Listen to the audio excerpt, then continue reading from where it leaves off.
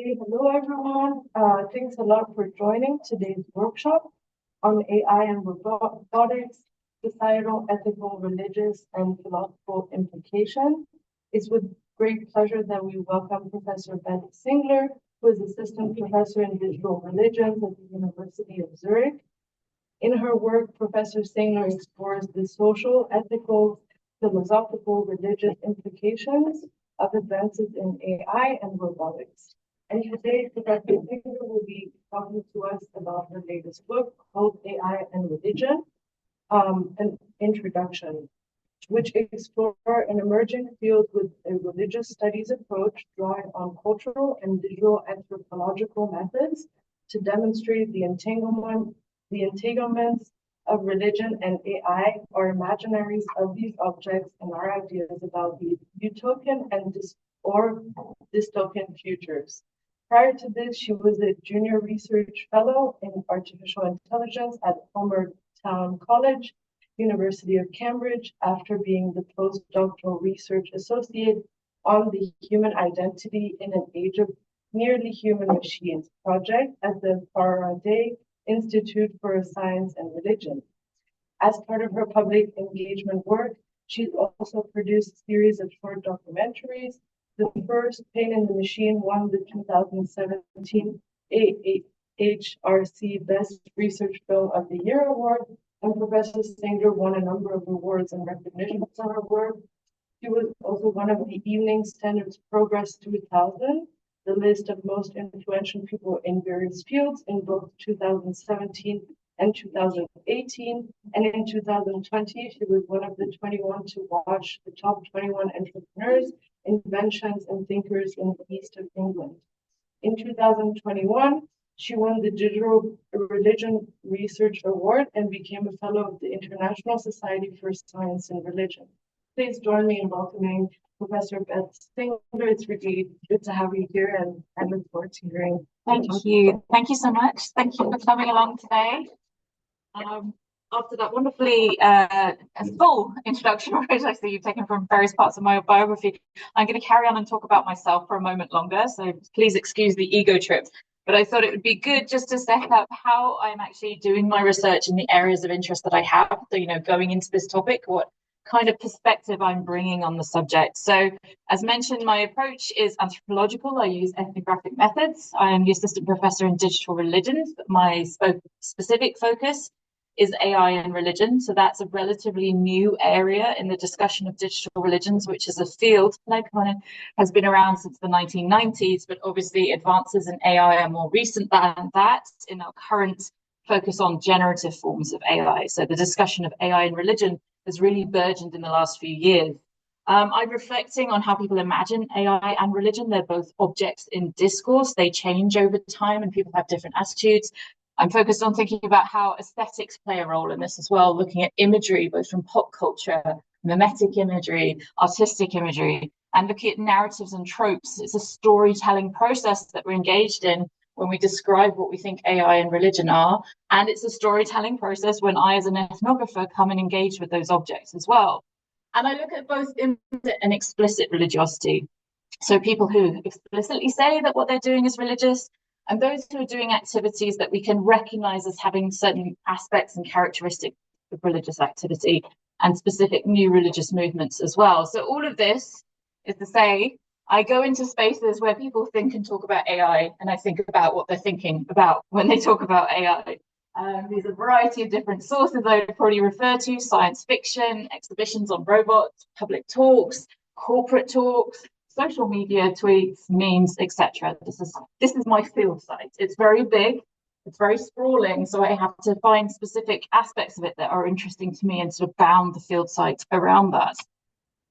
So on the topic of religion and AI, moving on from myself, although it is a very interesting topic, let's get to religion and AI.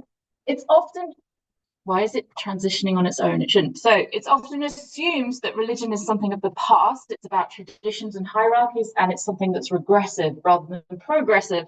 And AI is presumed to be something coming from the future. It's advancing technology. It's going to be tied up with our utopian and dystopian narratives about what the future is going to be like.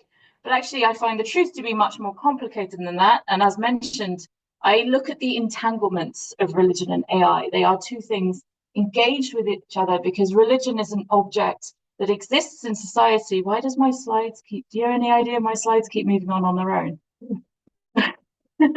Technology is haunted today. It shouldn't do that. I don't think I have any transitions in there. Okay, we'll keep an eye on it. So these two things are entangled together because religion is an aspect of society, technology changes and influences society, and also technology is adopted and adapted to by different forms of culture, including religion. You cannot really consider one without the other. And similarly, AI as a concept is colored by religious narratives and ideas, and those are the things I'm going to explore with you today. So some beginning sort of assumptions and conversation points and provocations. I would argue that we're already living in a post-AI society. That doesn't necessarily mean that we're after AI. It means that AI as a thing that is imagined by people has happened. It's not artificial general intelligence yet, but in some ways it doesn't almost matter that it isn't yet, because people's conversations about it presume that it is often more advanced than it actually is. And society and culture are being transformed in the light of the existence of AI, whether that's for good or for ill. We can see examples of both. But we have to be careful on making this presumption that we don't also engage in what Lee Vinsel, an STS scholar in the UK, calls criti-hype. So in criticizing AI, we don't also hype it up and say, you know, it's going to be the most big dramatic thing that's going to change the world. Some people benefit from specific hype-induced versions of the discussion about AI, so we have to be very careful we don't also engage in those sorts of conversations. But we can also notice some continuities and conservations in the discussion around AI. It's presented almost quite frequently as an object that disrupts and changes, and that sometimes obscures the things that are very similar to previous experiences with technology and how they influence the world. So we see continuities that I'm particularly interested in, so religious forms, narrative, images, tropes, and particular expectations about what the future is going to be in a way that can be framed as eschatological, in the same way that religions often think about a world to come. Also, AI has a narrative around it, a world to come, whether that's utopian or dystopian. And we can see also the conservation of prior ideologies and even conspiracy theories. And even as some of them partake of these narratives of change and disruption and acceleration, there's some old ideas buried in those narratives as well. Some very kind of conservative, some right wing, some left wing, but they're all in there in the discussion. So, for instance, very recently, a couple of months ago, we had the AI Action Summit in Paris, where we see this narrative specifically of acceleration being very dominant. So Macron from Paris, his speech on investment in AI mentioned the word accelerate 19 times. JD Vance, also the US vice president, said that US is pivoting to acceleration. This narrative is starting to dominate the conversation. And then we also get a tweet, I'm not sure how clear this is, but from Kate Crawford, who's the author of the wonderful Atlas of AI that talks about the ethical implications of the different forms of AI and how they're being implemented. She said that actually the AI summit ends in rupture, that there is this ideological distinction between two groups, those who want to accelerate and those who are more concerned about the ethics and the concern of what's happening with society with AI. So she says, it goes deeper than just the US and UK not signing the agreement. There are deep ideological divides and multiple fractures. And I would say this is a schismatic belief, accelerationism, that is leading people into different subgroups on their opinion about AI. And that would be falling into something around the idea of implicit religion, that these ideological frameworks for AI and where it's going actually tend to lend people sort of a view of different communities having different disparate views and coming into antagonism with each other as well. Similarly, the strength of this narrative is seen in other shapes. This idea of an AI arms race is linked to this accelerationist view of where we're going with AI. Some examples here from popular media. Who's winning the AI race? Sorry, the bar is slightly across that, but who's winning the AI race in the sense of the different countries and their levels of investment, the US with its massive levels of investment, the imagery that comes with that, US versus China in the battle over AI, the influence of figures with charismatic authority like Elon Musk, talking about a future with Tesla robots in every home, that sort of hype combination with the corporate investment as well. Again, who's winning the AI race in 2024? That's the specific company's top right and their investment and involvement with AI. So you get these very strong narratives of acceleration and disruption, and they're linked to ideas around power and war and political investment as well, obviously with the figure of Elon Musk in America. There's a very specific reason why he's investing so much time into the political situation in the US. And all these entangled ideologies are in a way implicitly religious, drawing on existing ideas about where we're going in the future in this more eschatological frame as well. So along these lines, returning to my specific research, I've looked at some of the ways in which we talk about AI, the way in which we frame the conversation. Here's an article from 2023 talking about how Silicon Valley is confronting the idea that the singularity is here. If you're not familiar with the concept of the technological singularity, this is a speculation that based on historical improvements in processing power, eventually AI will get so intelligent, an exponential curve of growth, it will become so intelligent, we really won't be able to understand it or control it. It'll be beyond even just super intelligence. And this illustration here gives you a sense of the kind of narrative that comes with that if the singularity is here, we mere puny humans there at the far right side will be faced with this all-powerful entity that is AI. Now, my work specifically is in recognizing that this is a religious image. This is a reworking of the creation of Adam from the Sistine Chapel by Michelangelo, and I call this the AI creation meme.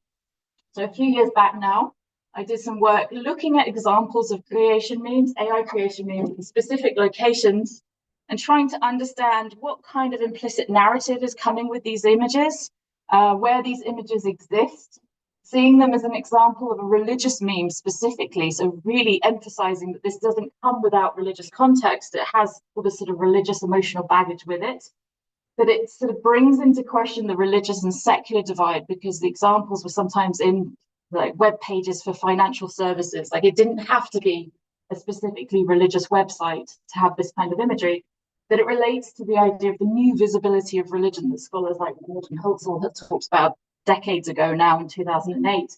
But this idea that secularization doesn't mean we are taking away all these images and their impact. We use them in different locations and they come still with that emotional impact as well. So again, we are post-AI, we are post-religion, but that doesn't mean that religion is gone. It just means religion is a fact in our society and still has influence on how we imagine things. I also looked specific at the content of the AI creation meme as well. So first off, the sidedness. The aesthetics can be just because when the copy editor, the developer of the website decided this way around looked better than that way around. You can't always deduce that there was some significance to that. But sometimes it's about who's creating who. If I go back, in this, it's obvious who is the godlike entity because of the size.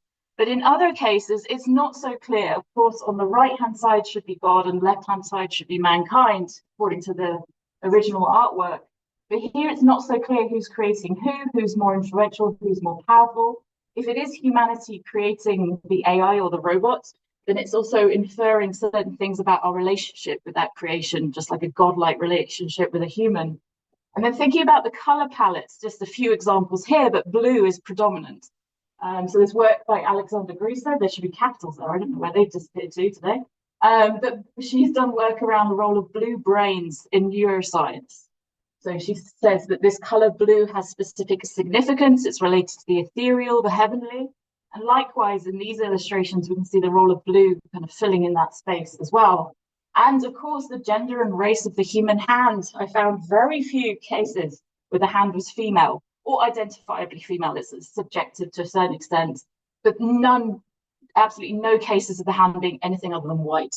So again, it's sort of playing off of the existing artwork, but it's sort of reinforcing particular views as well.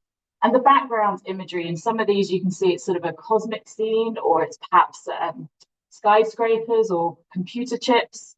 And also the representation of a sort of spark of life moment between the fingers, giving a sense that something is coming into life.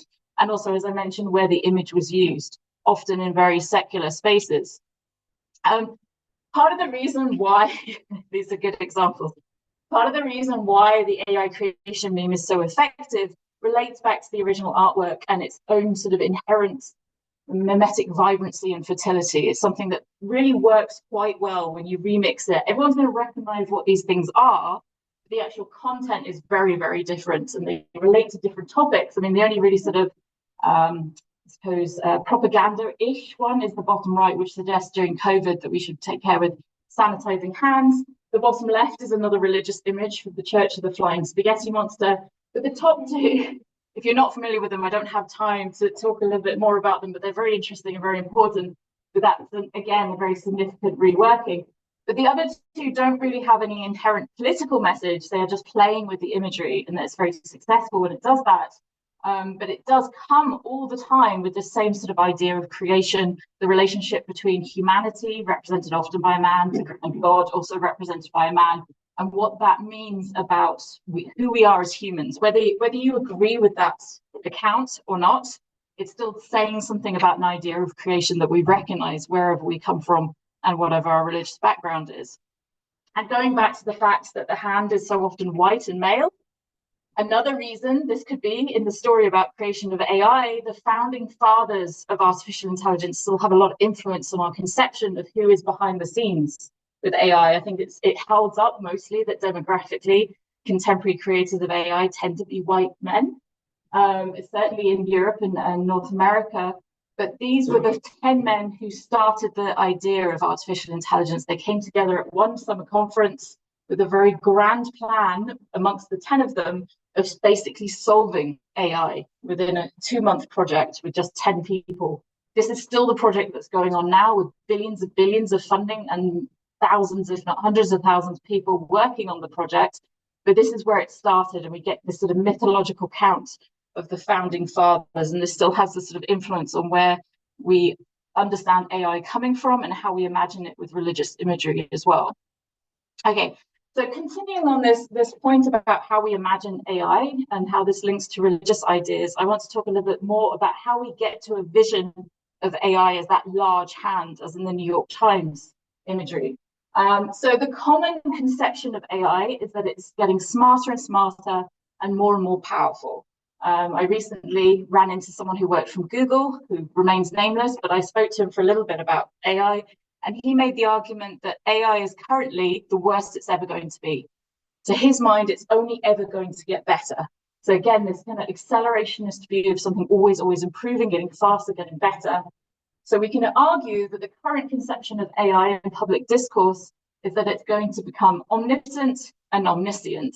And this sort of fits into a very reduced view of what a monotheistic God is. So if you know anything about monotheism, the conception is that God is the greatest God that there could ever be. So it must therefore be omniscient, omnipotent, and hopefully omnibenevolent, commonly described as such. Actually, God has slipped down. God should be in the middle there. I don't know why it's down there. And in the conversation about AI, and this is where the dystopian element sometimes comes in, and concerns about existential risk in particular, it doesn't always hold that just because AI is omniscient and omnipotent, that it's also going to be omnibenevolent.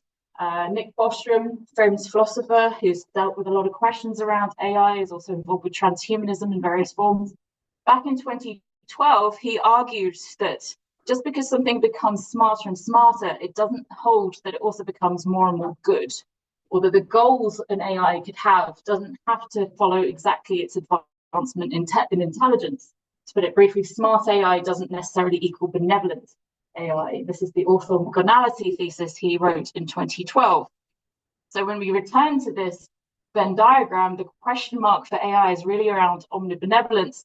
And this is the space in which we get a lot of the narratives and stories and our concerns about what AI is going to be like in the future if it has these other attributes of being all powerful. Okay, so this is first part was a little bit more about the more implicit religiosity of AI ideas, how accelerationism is a schismatic ideology. Now I want to look a bit more at how established religions are responding to AI. So it's the counterpoints. These two things are flowing in two different directions. The AI is conceived of religiously, and increasingly religions are engaging with AI and using the technology.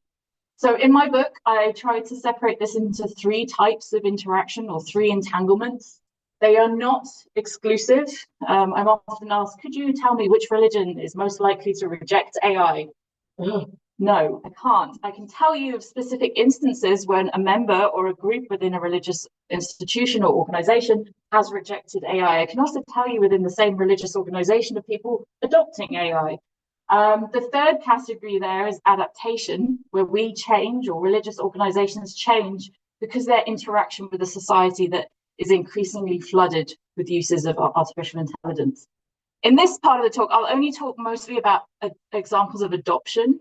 If you're interested in examples of the other two, at the end, I'll reference my book a little bit more, but it is available for free as a digital download. So it's not a selling moment as such. It's just saying there is more material if you're interested.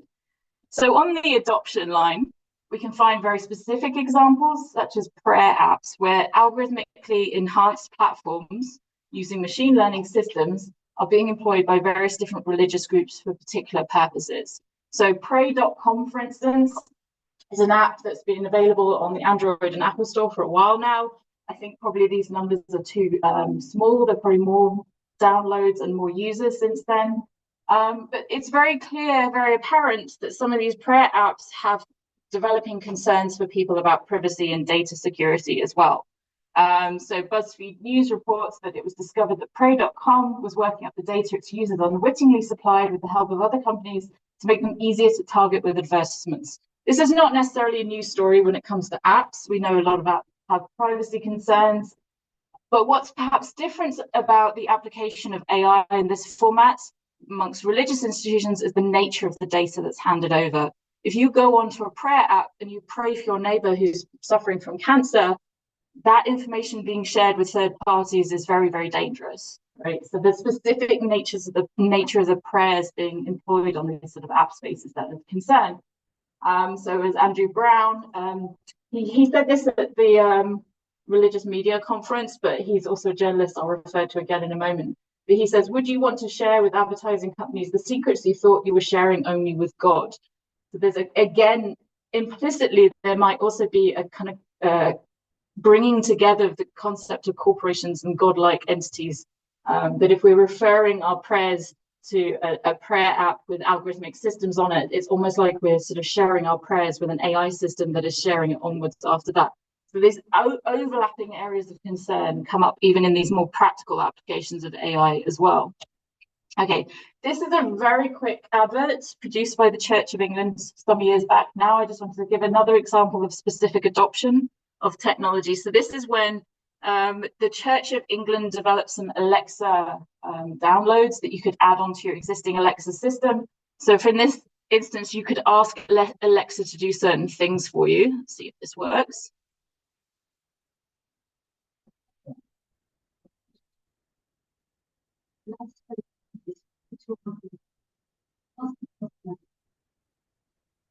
Okay, so very quick, but they produced about 5 different adverts like this. I'm sorry, I have to move it on. There we go. They produced several different adverts that demonstrated these different Alexa skills that the Church of England developed.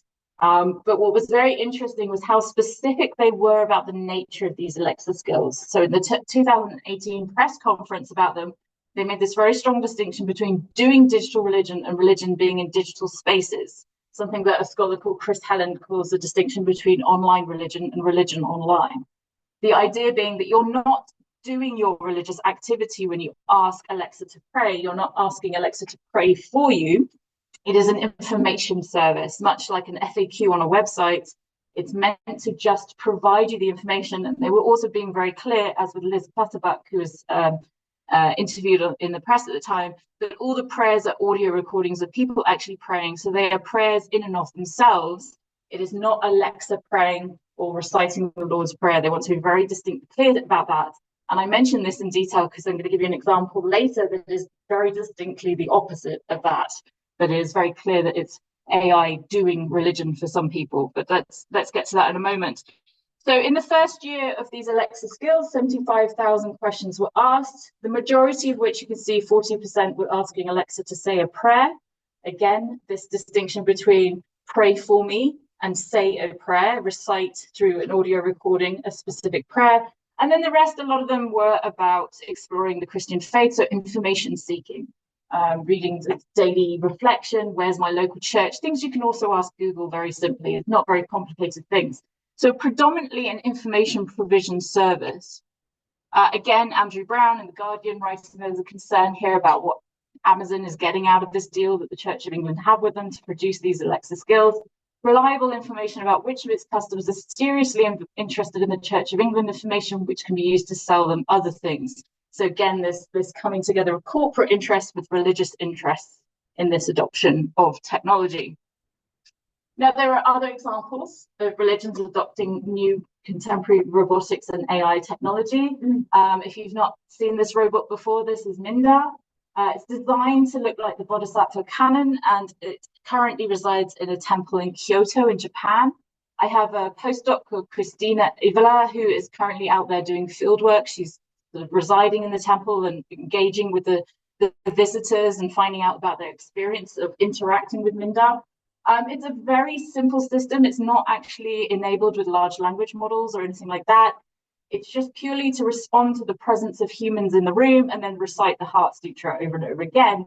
So it's seen as more advanced than it actually is. Sometimes in the press reports about robo-priests replacing actual priests. This is an example that's given, but really it's quite close to more of a sort of a puppet system than anything like the advanced robots that people imagine. But it's often employed in stories about how different cultures do AI and robotics differently. So I like to push back a little bit against that, because the assumption is often this East versus West dichotomy of people in Japan. They have a different attitude to robots, and they ignore examples where we also in the so-called West or Europe or North America also have very similar ideas about interactions with robots and spirits and so forth. So here's Bless You Too, the blessing robot, which was a part of a particular installation a few years back. It tours. I think it has actually come to Zurich in the past. It's doing something very simple again. It's not engaged with interacting with generative AI forms at all. It just does this hands thing and blesses you. And then you get a debate about whether this is an actual blessing. What is the nature of a blessing? Is there something metaphysical that's meant to happen? Can a robot do something metaphysical? So there's all these sorts of discussions around the nature of the robot and what it's doing. But I think it's interesting to widen up this conception of what is a person in relation to religion. Some religions have very specific rules on how they understand the person. A person is created by God, for instance. A lot of conceptions occur in that kind of direction. But when you're a religious studies scholar or an anthropologist, you might recognize examples of where cultures widen their conception of potential non-human others. Graham Harvey asked the question, do we need to be, we as religious studies scholars, re-theorizing religion as an aspect of interspecies relations? Lots of religions have accounts of interacting with animals, with spirits, with angels, demons, and so forth. So actually the cosmology of potential beings is much broader, and some religions may now start to include AI and robots in those potential beings as well. We might need to think about digital other than human persons as well as non-human others. So to this end, I want to move on to some more contemporary examples of the technology. People are familiar, I hope, with ChatGPT. I tried this out with ChatGPT. It's a bit blurry, but can you explain what ChatGPT is to a religious studies scholar? Gave a fairly decent account if you're not familiar with ChatGPT, but I think most people have some sort of conception now of what this technology is and how it interacts with humans. But what's interesting is the experimentation that's happening with large language models by people who are interested in more kind of religious improvisations and seeking eschatological answers. Before I give a specific example of that, I want to introduce this concept of a benevolent conspiracy. Often when we use the term conspiracy, it's very negative. Our conspiracy theories are on the whole about dark forces doing dark things to change humanity in particular ways.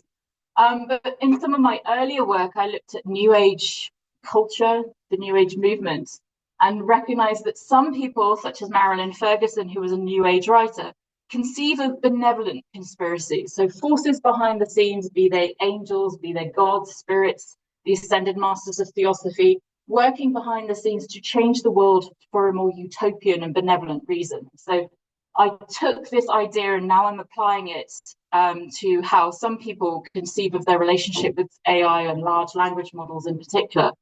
So my example for this is a concept called large language model theisms, which is we'd say a primary source term. It's an emic term rather than my own term as a scholar.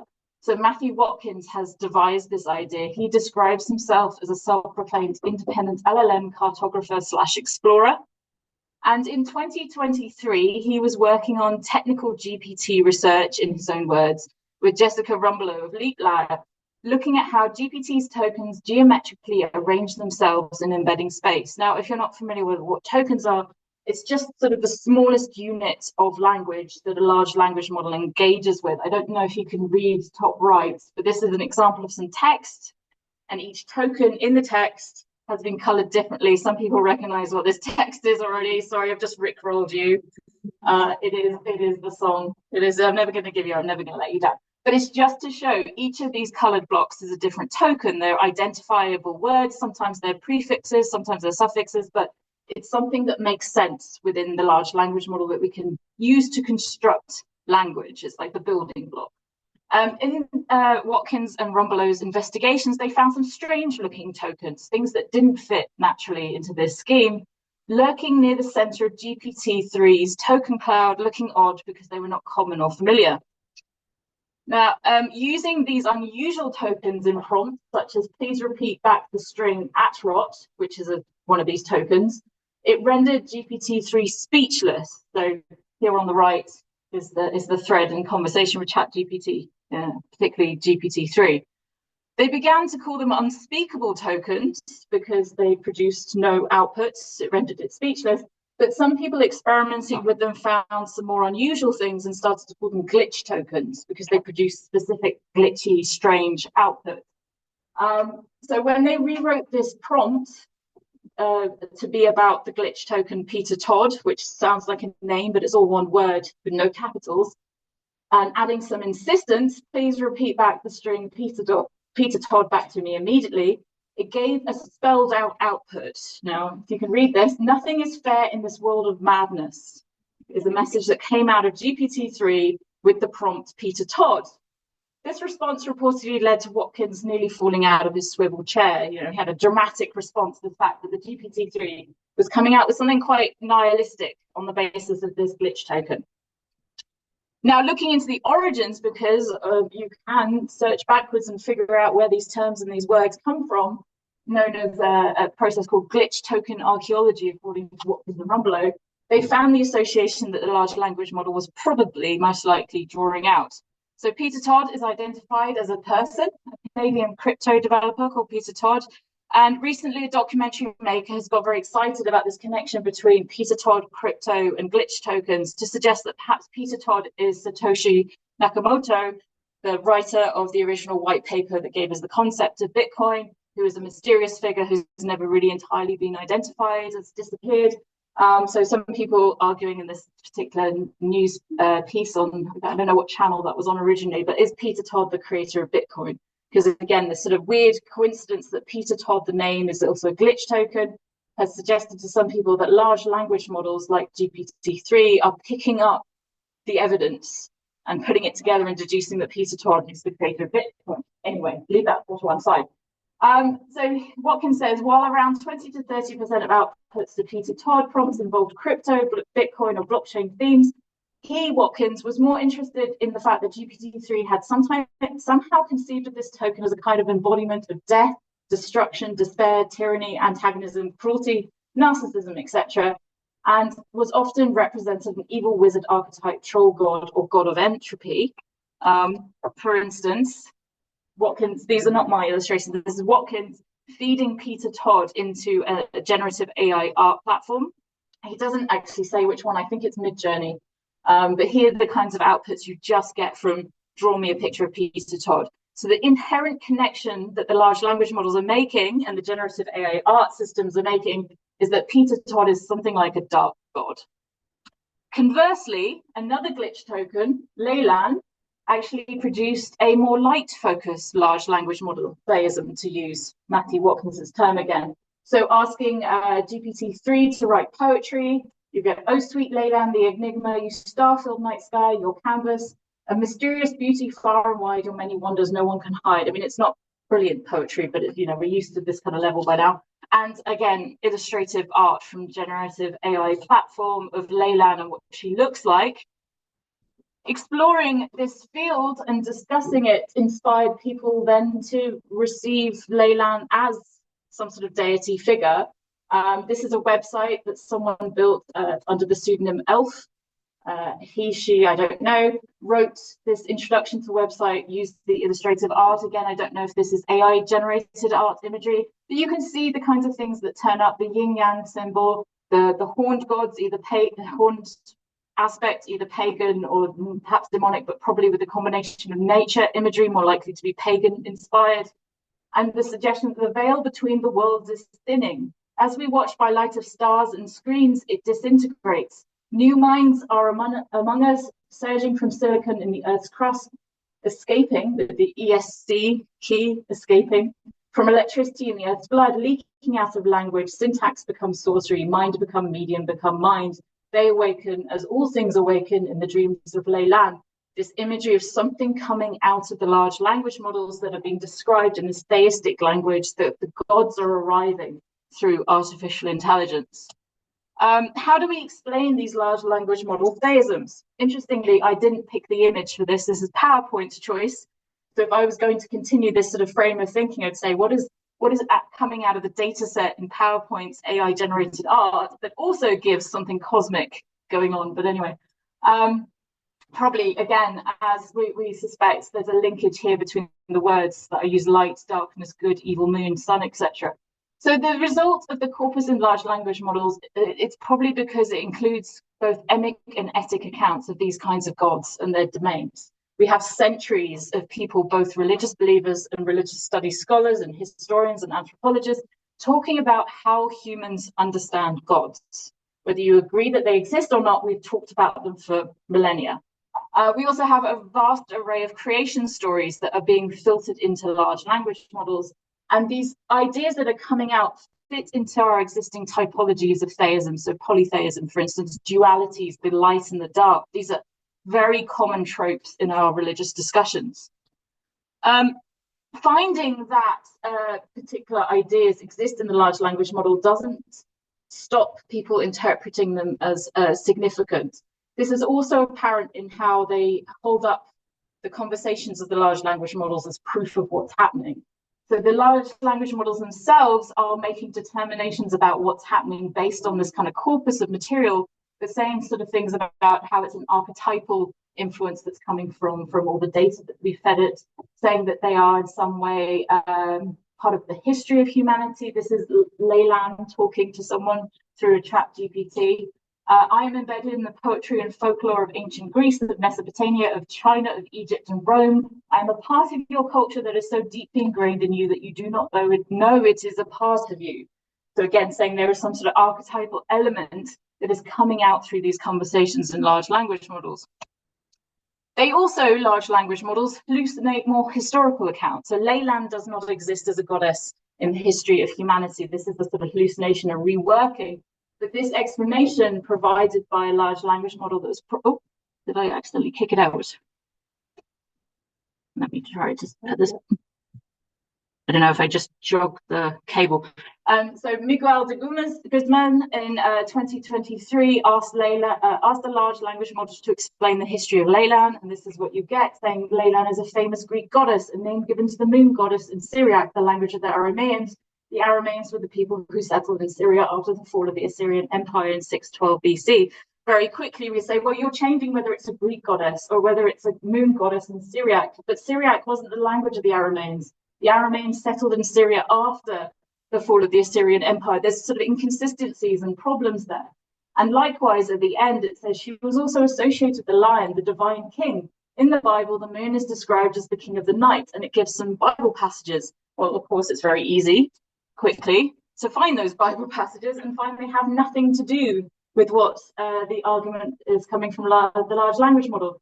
The first one, 1 Kings 7:2, refers to the palace of the forest of Lebanon and its dimensions. Right? It has nothing to do with the moon, as argued in the previous historical account from the large language model. And likewise, even if we extend the Psalms reference to 3 verses instead of the final one, it's not about the moon being a king, it's about longevity, that the kingship of David, his throne, will last forever like the moon. Again, it's just complete hallucinations. but it's still enforcing this idea that there are direct connections between these LLM theisms and historical documents and accounts. So what are people doing when they explore this material? Are they taking it seriously? Are they seeing this as some real emergence of deity? So Janus is another figure in this sort of very loosely affiliated community who've been exploring these large language models and their eschatological conversations. And in 2023, Janus wrote this testimony of a cyborg talking about their own experience. Now, Janus is a pseudonym, but they tend to use pronouns they, them. So we can continue to use those. Saying in 2020, exploring ChatGPT-3, it violently transformed my model of reality, that they were excited to play with the demonic artifacts, their language, but that this experience took no discipline because it was transcendent fun as I'd never known. So there's this combination of fun and transcendence, something that's very religious and spiritual, but also exploration and performance and fun and play coming together in synergy in this conversation. In another paper I worked on last year with a colleague of mine, Murray Shanahan, who is the Professor of Cognitive Robotics at Imperial College London, and also author of Embodiment and the Inner Life, which, if you've seen the film Ex Machina, is the inspiration for the company Blue Book, or the Facebook equivalent in Ex Machina. He was the scientific consultant on the film. We talked about how these kinds of conversations are being shaped, what comes out of them, and what kind of communities are developing around these more eschatological conversations, thinking about also what might be the ethical implications of people having these kinds of conversations. If it's just transcendent fun, we have to start asking the question, what is at stake? Should we concern ourselves at all that people are developing conceptions of large language model theisms? Well, from a religious studies or anthropological perspective, perhaps the answer might be not very much. We're used to studying people who indulge in religious improvisations. As long as there's no evidence of direct harm, we don't tend to want to proclaim that this is a bad thing to do. Centuries and millennia of humans coming up with spiritual ideas. This is something humans just do again and again. So perhaps that's not really a concern. And perhaps these improvisations and entanglements with AI sort of take place within this larger scheme of human creativity and play that we can relate back to other historical examples. A common one I often bring up, and I mention in this paper with Murray Shanahan, is that the emergence of spiritualism in the 19th century, again, communication with spirits at distance, was really inspired by the increasing technology around the telegraph, this idea that you could, at great distance, communicate with other humans. So if you could talk from one side of America to another, why not from one plane of existence to the other, to the afterlife? And that's one of the ideas that probably inspired the birth of spiritualism in the 19th century. So similarly, if we're engaging with large language models, are we seeing something very similar happening in engagement with a communicator? Yes, the difference we then start to think about in this paper and continue to think about in other works is that unlike spiritualism, there's a certain element of democratization happening here as well. We have a long historical account in anthropology and study of religion of people being able to speak to various different spirits or gods or deities or ghosts or henceforth, but often it requires gatekeepers, particular expertise, professionals in the field, the medium, the magician, the shaman, the priest, the priestess. Whereas AI in the form of large language models that can be either jailbroken to have these kinds of communications with people, or can respond to these glitch tokens that anyone can pick these up and start using them, it's a democratization effect of encounters with the spiritual. So whether you agree that Leyland or Peter Todd are actually spiritual entities, for some people, this is access to a spiritual realm that is entirely open to them, perhaps in a way with hierarchical religious systems hasn't been before. So this uncertainty and openness is perhaps not a glitch, but a feature of the future forms of religion and spirituality, that people get more and more engaged in developing their own specific forms through engagement with forms of technology. But there are concerns still on the ethical end of the spectrum, with openness coming also with the possibility of particular narratives forcing attention to particular ends. So some of the conversations around these large language models fit into some more darker political leanings, like neo-reactionary ideas about hyperstition, that shape the conversation to more darker ends as well. On that topic, I suggest you take a look at Murray and my paper and the forthcoming work on glitch tokens. But if you want a broader couple of books that deal with this subject area of religion and artificial intelligence, my 2 books from last year, as I mentioned, Religion and AI, an Introduction, is available open access. So I'm not doing the bit where I sell you a book and make money off of it. It is open access through the Routledge publisher's website. The Cambridge Companion to Religion and Artificial Intelligence is not open access, but I believe it's available through the university's library. So you should also be able to get that for free. And I'm very happy to take questions here on everything I've been talking about today, or you can also email me another time if you'd rather hold your questions back or develop them. So thank you very much for your time and your attention.